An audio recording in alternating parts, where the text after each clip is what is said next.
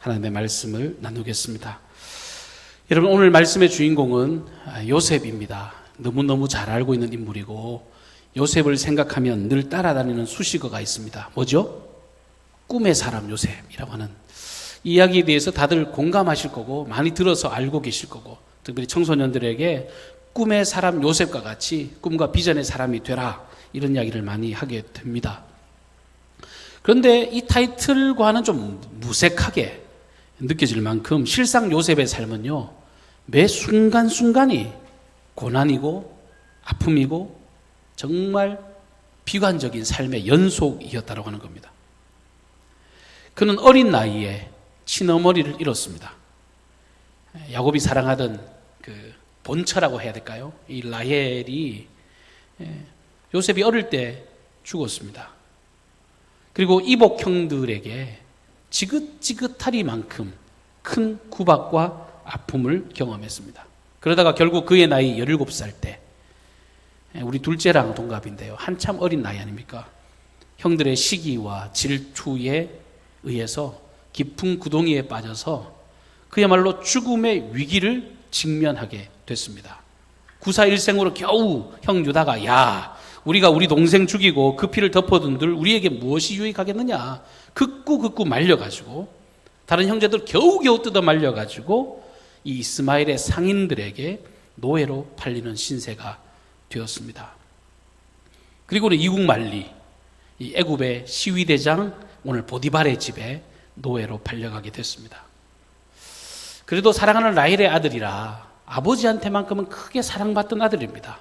특별히 채색 옷 입혀가면서 애지중지 정말 애틋하게 사랑받으면서 키워왔던 그 아들이 인생 밑바닥으로 완전히 추락하게 된 것입니다. 완전 나락으로요, 깊은 나락으로 빠져서 절망의 끝자락에 지금 서 있는 것입니다. 여러분들이 지금 요셉의 상황이라면 어떻게 하시겠습니까? 입장 바꿔보더라도 퍽퍽하게 그지없죠. 정말 찢어지는 그 아픔, 그 상태, 누구라도 감당하기 어려운 그런 위기와 비극을 그가 지금 체험하고 있는 것입니다. 우리도 인생을 살다 보면 요셉만큼은 아니라고 해도 내가 전혀 기대하지 않았던 방향으로 환경이 우리를 끌고 다닐 때가 있습니다. 물질로 인해서 막 고통을 당할 때가 있고, 뜻하지 않은 질병으로 인해서 우리의 마음을 뒤흔들어 놓을 때가 있습니다. 그리고 인생이 진짜 힘든 거예요. 사람과의 관계 때문에 힘든 거잖아요. 막 정말 기대도 않았던 그 사람이 나를 힘들게 해서 그 관계로 인해서 크나큰 고난을 만날 수 있습니다. 근데 성경을 통해서 우리가 분명히 교훈받을 수 있는 것은 뭐냐 하면, 인생의 문제는 그 상황 그 자체의 문제가 아니더라는 거예요. 어떠한 사람들도, 그리고 성경에 특별히 나오는 위인들의 삶을 보면 인생 자체가 그들의 발목을 잡고 위기를 주는 게 아니라 그 문제를 우리가 어떻게 대하느냐의 태도에 달려있다는 것을 우리는 성경을 통해서 만나볼 수가 있습니다. 믿음의 사람들에게는 늘 절망적인 상황이 그냥 답답함으로만 끝나는 것이 아니라 오히려 하나님께서 계획하시고 이끄시는 새로운 길로 펼쳐진다는 것을 성경은 증언하고 있습니다. 오늘 이 요셉이 자기에게 주어진 그 삶, 비극적인 상황이었지만 그가 어떠한 태도로 살았을 때 크나큰 승리와 기쁨을 경험하게 되었는지를 우리가 함께 살펴보면서 우리도 그의 삶이 우리에게 큰 도전이 되고 역시 아름다운 믿음의 걸음을 걷는 도전의 시간이 되기를 주님 이름으로 축복합니다. 요셉이 왜 어려운 가운데서도 그렇게 승리의 삶을 걸을 수 있었느냐 하면, 어떠한 상황 가운데서도 요셉은 전적으로 하나님을 의지하고 그분과 친밀한 교제의 끈을 놓지 않았다라고 하는 것이 아주 중요한 인생의 키였습니다. 아무리 비극이 와도 하나님께 찰싹 붙어 있는 삶, 그 전능자와의 그 교제를 계속 이어져 가는 삶이 요셉의 삶이었습니다. 여러분 2절 말씀을 보시면 여호와께서 요셉과 어떻게 했대요? 함께 하심으로 그가 형통한 자가 되었다. 이게 요셉의 인생이 성공하는 비결이었습니다. 하나님이 그와 함께 하셨다. 뒤집어서 이야기하면 요셉도 하나님과 함께 인생의 여정을 걸어갔다라는 사실이에요. 요셉은 아무리 큰 절망의 상황 가운데서도 하나님과의 교제의 끈을 놓지 않았습니다. 악한 마귀 사단이, 여러분 성경에 기록된 대로 보면 우는 사자와 같이 삼킬 자를 찾아 두루 다닌다고 그랬습니다. 그러면 마귀가 사람들을 잡아먹으려고 확 다닐 때 그의 최종 목표가 뭐겠습니까? 마귀가 하는 짓은 결국은요, 하나님과 우리 사이를 끊어 놓으려는 속셈이에요. 뭔가 이게 욥이 고난당할 때요, 물질도 잃고 건강도 잃고 재산도 잃고 아내도 잃고 뭐 다 잃었을 때도요, 하나님과 관계 때문에 그가 승리하잖아요. 근데 마귀가 결국은 다른 엉뚱한 것으로 우리를 넘어뜨릴 수 없다고 생각해요. 그의 최종 목표는 뭐냐 하면 하나님과 우리 사이를 그냥 끊어놓으면 돼. 거기에만 관심 두고 사는 거예요. 여러분, 여러 가지 시험이 다가오잖아요. 틀림없이 마귀 장난이에요. 우리를 하나님으로부터 끊어놓으면 지가 이기니까. 우리를 어떻게든 하나님을 떠나게 만들려고. 여러분, 실제로 하나님을 떠난 사람들을 가만히 보면 그래요. 처음에는 뭐 어떤 신세 한탄하면서 넋두리 하면서 나 진짜 쉽게 생각하고 하나님을 떠날지 모릅니다. 특히 크나큰 위기와 어려움을 경험하면 왜 내게 이런 고난을 내게만 주느냐고, 나만 이렇게 지질이 복도 없냐고 항변을 하면서 오히려 막 그런 고난을 준 하나님에 대해서 대항하면서 자기가 마치 승리자인 것처럼 생각하고 속 시원하게 하나님께 돌이키는 인생이 있습니다. 근데 그게 해결이 되냐고요. 그 마귀 전략에 걸려든 겁니다.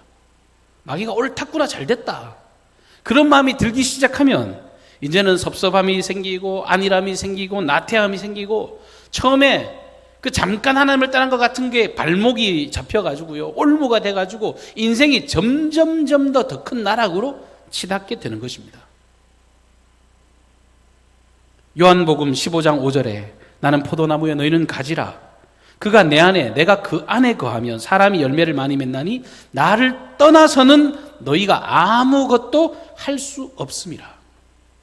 예수님이 우리를 바라볼 때요, 너희 혼자 안 돼. 너희는 연약한 가지들이야.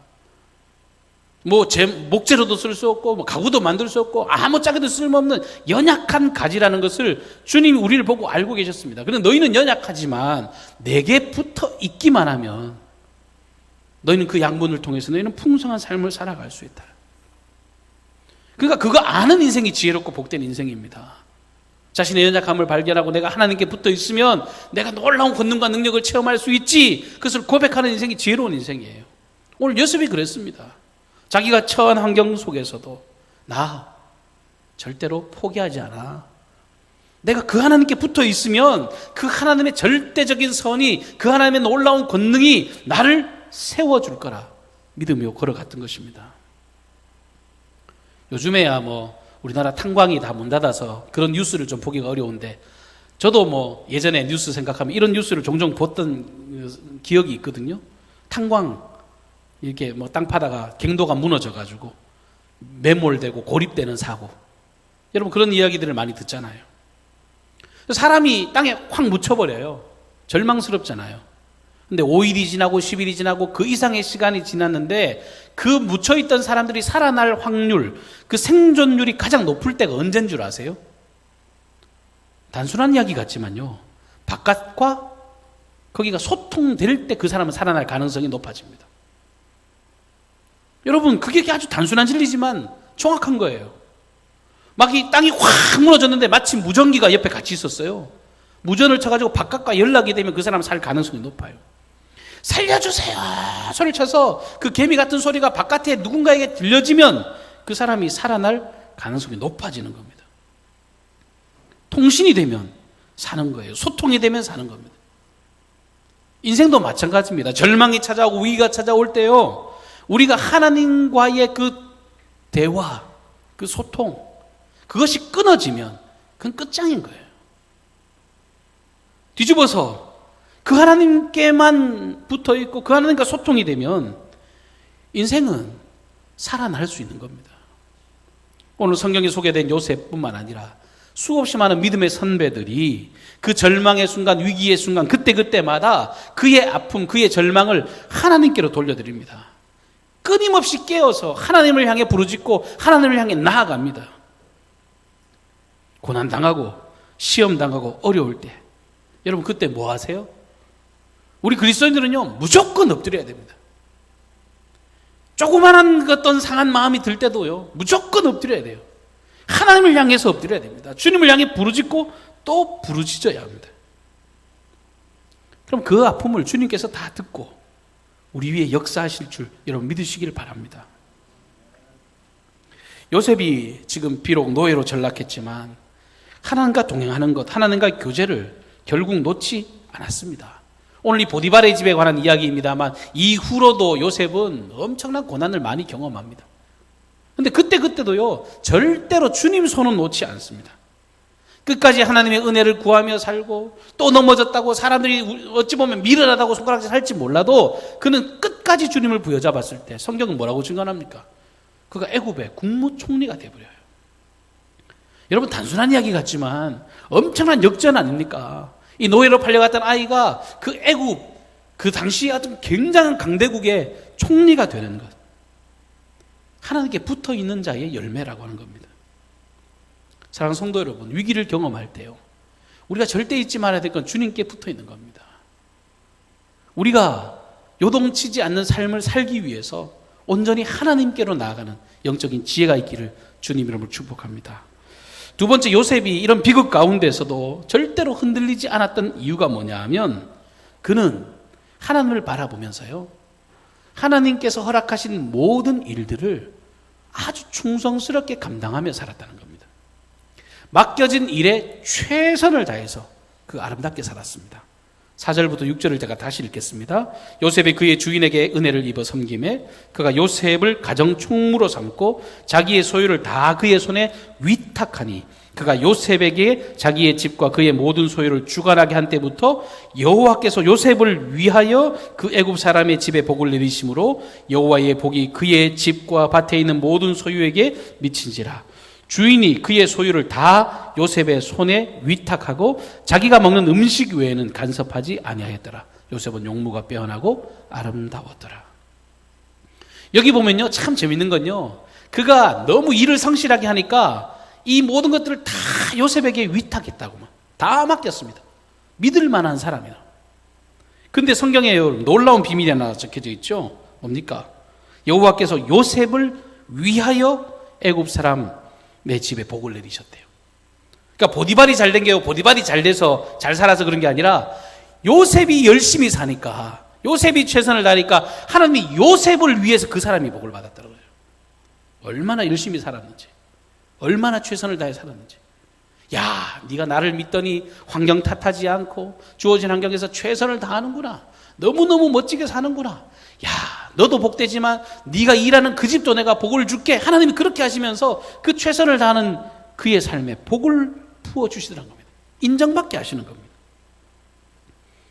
하나님과의 풍성한 교제를 나누었던 요셉은 지금 현재 노예임에도 불구하고 종으로 팔려왔음에도 불구하고 신세한탄하고 넋두리하지 않고 자신에게 주어진 삶을 멋들어지게 살았습니다. 다 감동할 만큼, 주인도 흥분할 만큼 멋지게 살아냈다는 겁니다. 이런 이야기를 들으면 그래, 참 그 사람 멋있다. 근데 막상 자기가 그렇게 살려면 쉽지 않지요. 여러분, 절망이 찾아오고 위기가 찾아오는데요, 사람이 사람이 무너져요? 마음부터 무너집니다. 위기가 찾아오고 마음이 딱 무너지면요, 인생 만사가 귀찮아지는 거예요. 인생이 마비가 됩니다. 고난의 한가운데 있으면 사람이 멍해진다고요. 아무 일도 하기가 싫고 그야말로 무기력해지고 다 포기하고 싶고, 그게 일반적인 상황입니다. 근데 하나님을 바라보니까 이러면 안 되겠다 싶은 거예요. 하나님을 의지하니까 하나님의 능력으로 말미암아 내게 주어진 그래도 하나님 기회가 있지, 생명이 있지, 그러고 그 일을 찾아서 꿋꿋하게 감당하는 겁니다. 당장에 할 수 있는 작은 일이라도 내가 시작해보자.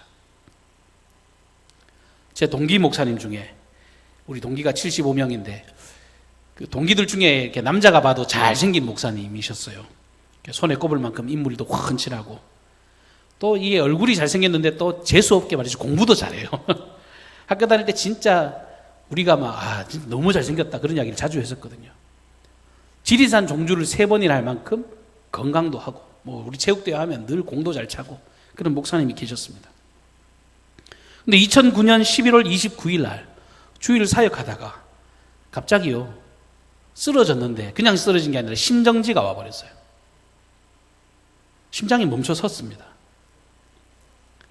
우리 동기 카톡에 올라왔는데 난리가 났어요. 문자가 왔는데. 우리는 맨날 같이 대화하던 사람이니까 얼마나 놀랐겠습니까?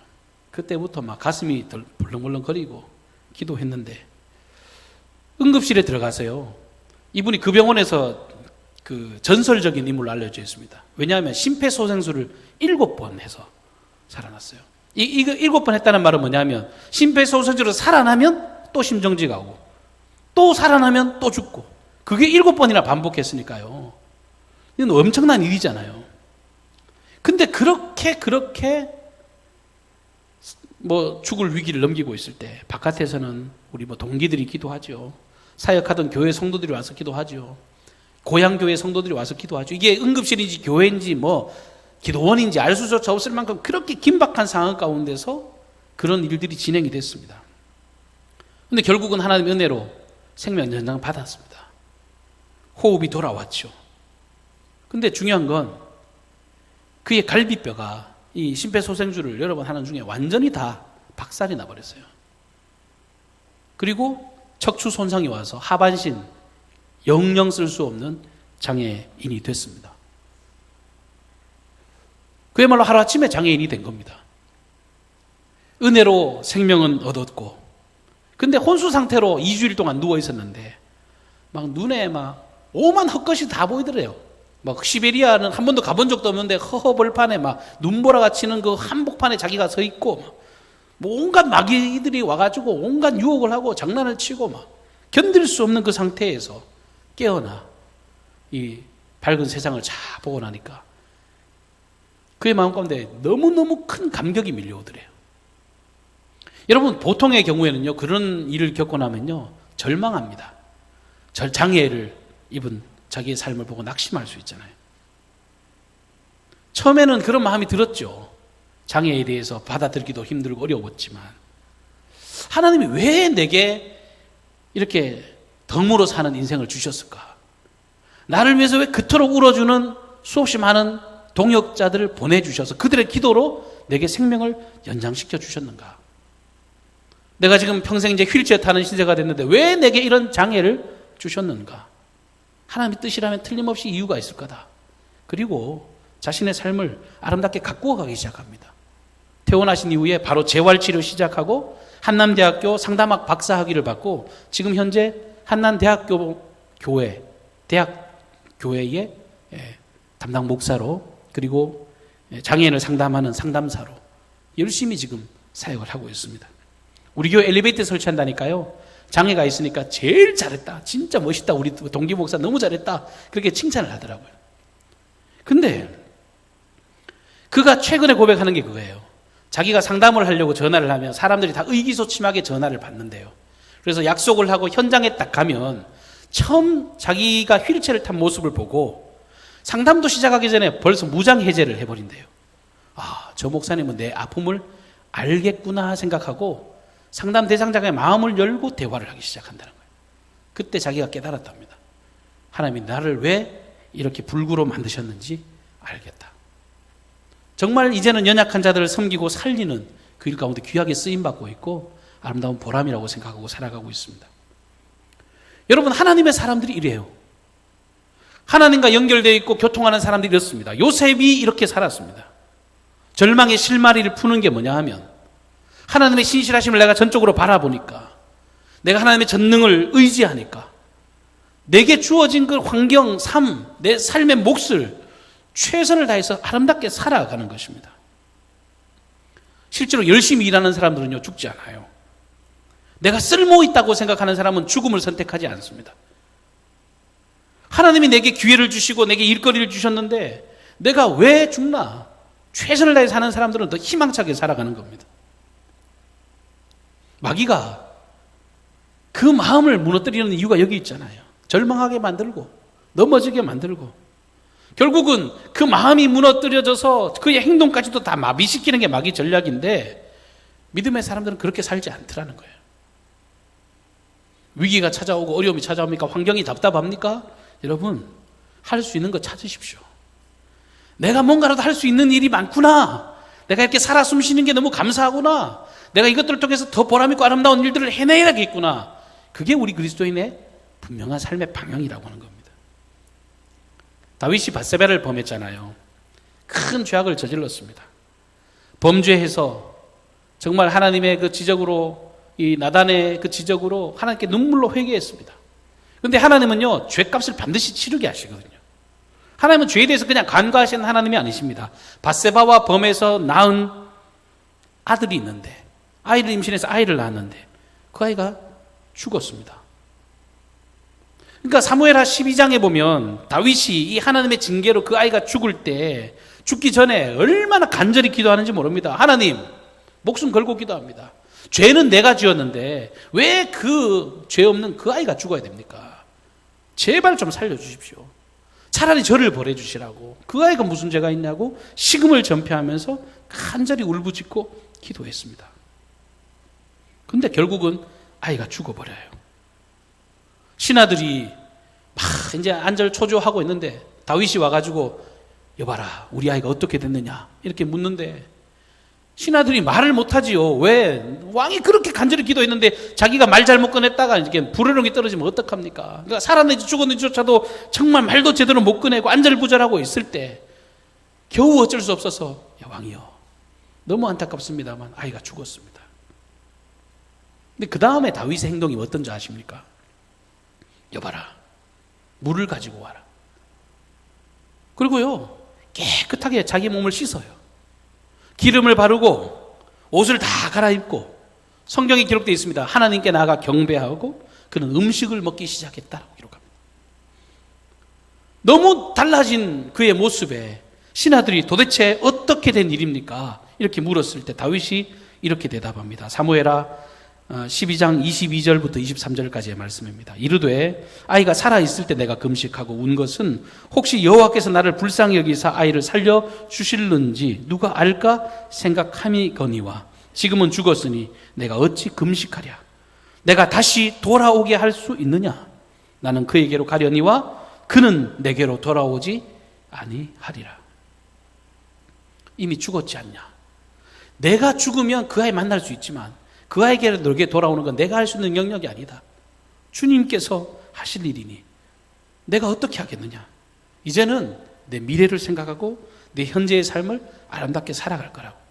그리고 자신의 일상을 되찾아 살아가는 걸음을 그가 보였습니다. 여러분, 세상 사람들과 그리스도인의 차이가 여기 있습니다. 위기를 경험하고 어려움을 당하면요, 세상 사람들은요 포기해버려요. 현재를요 허송세월해버립니다. 그 과거의 발목이 잡혀서 평생 동안 그 울분 그 한을 품지 못해서 날마다 자기를 망가뜨리고 살아가는 사람들이 대부분이에요.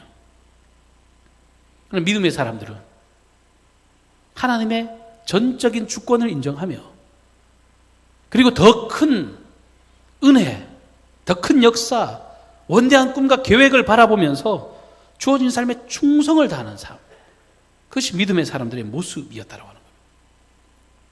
오늘 요셉이 그런 아름다운 삶을 살아 주님께 드높임을 받았습니다. 끝으로 요동치지 않는 세 번째 삶, 마지막 삶은 그런 절망과 어려운 환경 속에서도요 절대로 유혹에 흔들리지 않았다라고 하는 겁니다. 여러분 잘 아시는 것처럼 7절부터 12절 말씀에 쭉 보면 이 보디발의 아내가 이 젊고 건장한 청년 이 요셉을 유혹하는 장면이 나오잖아요. 근데 요셉은 거기에 꿈쩍도 하지 않습니다. 그 자리를 박차고 떠나버립니다. 여러분 쉬운 이야기가 아니에요. 여러분 고난을 당하고 어려움을 당하면요 사람들이 어떤 마음이 보통 듭니까? 이 윤리 도덕에 대해서 무감각해집니다. 그냥 뭐 대충 살다가 죽자예요.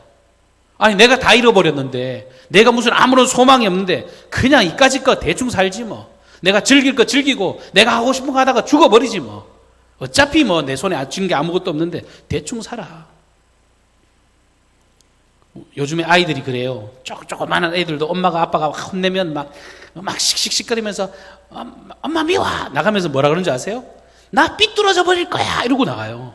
이 만화책에도 그런 이야기가 나오는데, 여러분 그게 사람이 가진 속성이에요. 고난을 당하면요 삐뚤어져 버리고 싶은 거예요. 그냥 내 하고 싶은 대로 가고 싶은 거예요. 나 내버려도 아무도 귀찮게 하지 마. 내 인생 망가지든 말든 신경 쓰지 마. 그게 인생의 모습입니다. 근데 요셉은요, 절망과 비극을 경험하고 지금 현재 노예의 신분이었지만 그의 삶은 노예처럼 살지 않았습니다. 너무 멋진 이야기죠. 그가 지금 현실은요 노예인데요 절대로 종처럼 살지 않았습니다. 노예처럼 살지 않았습니다. 나는 하나님의 존귀한 자녀다. 그리고 우리 아버지 야곱이 섬기는 그 하나님을 나는 경외하는 삶이다. 그러니까 그 모든 유혹을 뿌리칠 수 있었던 것입니다. 유명한 일화가 있죠. 아우슈비츠 수용소에 유태인들이 가스실에서 대학살 당하고 있을 때, 모두가 다 절망과 어려움을 당하고 있을 그때에 유대인 정신과 의사였던 이 비터 플랭클이라고 하는 박사님의 이야기가 있습니다. 사람들이 다 죽어가니까, 매일매일 죽어가니까 다 사람들이 포기해버리는 거예요. 근데 그 박사님은요, 나는 인간으로서 그리고 하나님을 믿는 사람으로서 내 존엄성을 잃고 싶지 않은 거예요. 그래서 하루에 딱 한 컵의 물이 그에게 배급으로, 인생의 사람들에게 배급으로 주어질 때 그는 반만 생존을 위해서 그 물을 마시고 남은 반으로 얼굴과 몸을 씻었다고 합니다. 양치를 하고 깨진 유리 조각 작은 거 하나로 면도를 했다고 합니다. 근데 그때마다 이 독일의 그 군인들이 이 사람들 가스실로 걸어갈 때 저 사람은 아직도 인간으로서의 어떤 가치 같은 게 느껴지니까 끌고 가지를 못하는 거예요. 자꾸 열애시키고 끝까지 독일이 패망될 때까지 그의 인생이 연장돼서 이 죽음의 대상에서 살아남을 수 있었다고 이야기합니다. 여러분, 우리나라 속담에도 다 무너져도 하늘이 열려있다. 참 성경적인 속담인 것 같습니다. 비극이 찾아오고 어려움이 찾아옵니까? 하나님은요, 우리로 용기 낼 수 있는 충분한 이유와 가치를 우리에게 부여해 주셨습니다. 코로나19의 시대를 우리가 살아가면서 저는 지금이야말로 복음이 필요하고, 이 복음이 이 땅의 유일한 소망이라는 것을 증거할 수 있는 기회가 저는 찾아왔다고 생각합니다. 여러분, 당당하게 이 모든 난관을 헤쳐나가시기를 주님을 축복합니다. 그리고 많은 사람에게 당당하게 예수를 자랑하고 하나님을 자랑하고 이 그리스도인의 당당한 삶을 자신 있게 보여줄 수 있는 생명의 길을 걷기를 주님 여러분 축복합니다. 여러분, 하나님과의 교제의 끈 절대로 잃지 마시고요. 주어진 삶 최선을 다해서 살아가십시오. 그리고 어떤 유혹이 찾아와도 타협하지 않고 하나님의 복된 자녀로서의 아름다운 나날들을 걸어가시는 저와 여러분의 복된 인생이 되시기를 주님의 이름으로 축복합니다. 사랑과 은혜가 풍성하신 우리 아버지, 오늘 믿음의 사람, 믿음으로 살게 하신 그 하나님의 은혜를 덧입어 살아왔던 이 요셉의 걸음을 우리가 함께 목도하였습니다. 절망과 위기의 세월 가운데서도 끝까지 하나님께 접붙임 받는 생명의 걸음 걷게 인도하여 주시옵소서. 세상 사람들 우리가 살아가는 게 미련해 보인다고 할지라도 결국에는 아무런 소망도 아무런 힘도 줄 수 없는 연약한 미련한 인생을 의지하는 자가 아니라 정말 이 땅과 세상과 이 모든 우주를 주관하시는 생명의 주님의 그 은혜로 능력으로 우리가 참된 승리를 경험하는 은총의 걸음들 되게 하여 주시옵소서. 오늘 예배하는 모든 권속들의 마음 가운데 하나님이 살아계시는 줄로 믿습니다. 신이 역사하여 주셔서 우리가 기대하고 생각하는 것보다 훨씬 더 위대한 놀라운 역사를 체험하며 살아갈 수 있도록 도와주시옵소서. 어떤 유혹도 뿌리치고 정말 주님 앞에 거룩하고 진실한 생명의 걸음도 얻는 믿음의 인생 되기를 간절히 소망하옵고 예수님의 존귀하신 이름으로 기도하옵나이다. 아멘.